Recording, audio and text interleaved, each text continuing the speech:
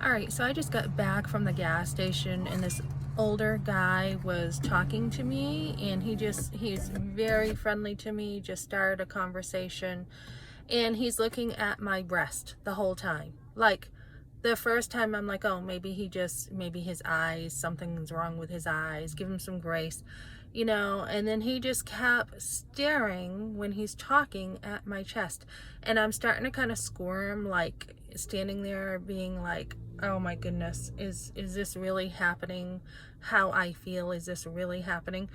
And this is like the third, fourth time he's looking at me and starting a conversation, and I'm lost. I don't even know what he's talking about at this point.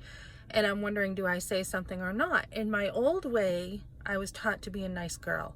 Nice girls don't speak up. They're quiet. Nice girls don't say anything. Nice girls take stuff. So I just was a little irritated and offended that this guy kept looking this way.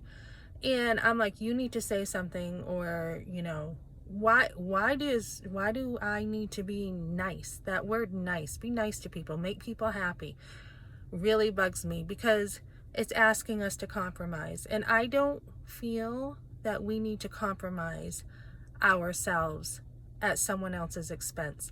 So I said to him, sir, my eyes were up here when you talked to me. And I kind of couldn't believe I said that, but yet at the same time, it needed to be said. He's like, oh, I'm sorry, I have a droopy eye and my eyes don't quite work right. And I said, it's okay. I'm sorry if that's what the case is, but still. So I thought about it and I'm like, was his eyes, were they really droopy, or is this just an excuse?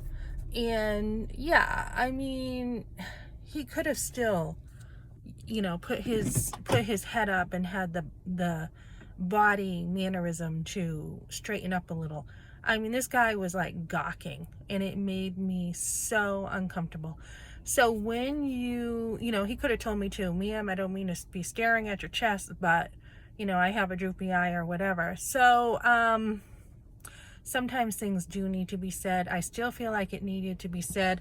I don't know what's in this guy's head, but a lot of times for men, when they're looking at pornography, their eyes, without even realizing it, will stray. Their eyes will go places that they can't even control because their mind is rewired to look at women as sex objects, to objectify them.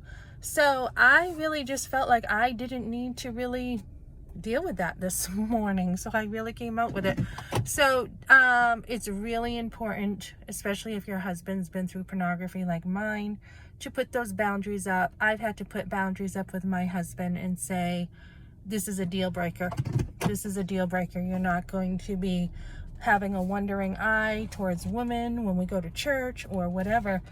And it's a deal breaker. And a man has to deal with this on his own. You cannot help him. It's his problem. He needs to deal with it.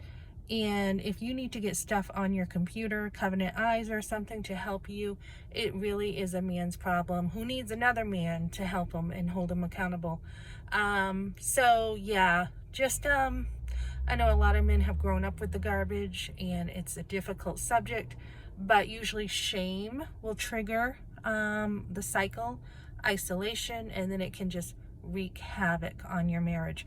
So also, if you're in a public and another man's got a wandering eye or he's eyeballing you, it can make a woman feel really uncomfortable, like she doesn't know how to act.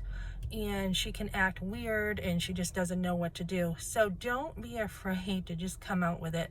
And then that way it can, you can feel a little more comfortable. At least you have a boundary there.